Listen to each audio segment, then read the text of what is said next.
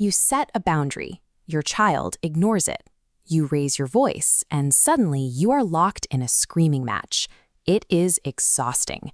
And if you are raising an intense child, you already know that traditional discipline, lecturing, yelling, or taking away privileges, rarely stops the meltdowns. This chart shows the rising prevalence of these behavioral challenges over time. Looking at the data from 2003, there were 4.4 million children diagnosed with ADHD US.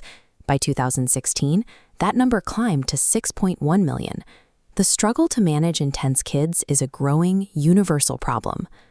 To understand why traditional discipline fails these kids, we need to look at video game theory. Think of your attention as the currency your child is trying to collect. Intense children are highly motivated to get a reaction from you, and they quickly learn which buttons to push to get the highest score. If you are quiet when they play nicely, but you yell or lecture when they break a rule, they notice. They learn that they can extract the most animation, emotion, and connection from you by acting out. They are drawn to the strongest force, the bigger payoff of your negative reaction. By giving our biggest reactions to their worst behaviors, we inadvertently reward them with exactly what they want, our energy. To fix this, we have to flip the dynamic entirely using a method called the nurtured heart approach, which relies on 3 specific stands. Step 1 begins before the misbehavior even happens. The foundation of this approach requires replacing vague expectations with absolute clarity.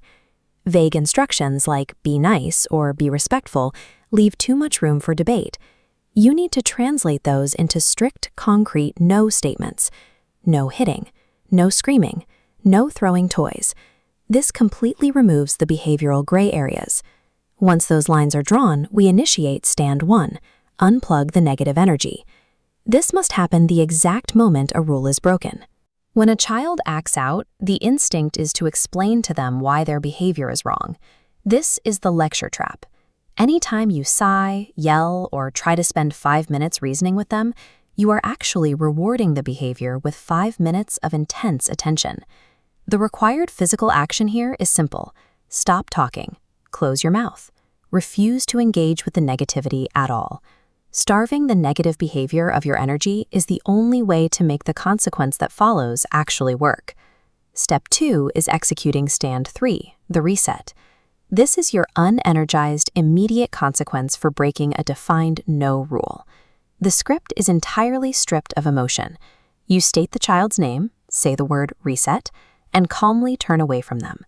Do not explain why the reset is happening. You already established the clear no rules in advance. They know exactly which line they crossed, and providing a long-winded explanation only feeds the video game energy they seek. Now we move to step 3, the catch. While your back is turned and withholding energy, you are watching closely from the periphery. You are waiting for the exact second the rule-breaking stops, the moment they quiet down, stop hitting, or pause the tantrum. By giving them an un-energized pause, you prove that misbehavior no longer triggers an intense connection with you. The old tactic is broken, and they must find a new path to get your attention. That brings us to step 4. The exact moment the child complies and the rule-breaking stops, you execute stand 2, super energize the success. For an intense child, a generic good job is weak. It doesn't carry enough emotional weight to compete with the high-energy reaction they used to get from a lecture. Instead, use a verbal formula called experiential recognition. It combines 2 parts. I see you doing this specific behavior, which shows me you have this specific character quality. For example, you deliver part A, the facts. Thanks for resetting. I see you've stopped yelling and your hands are down. Then you immediately attach part B, the character quality.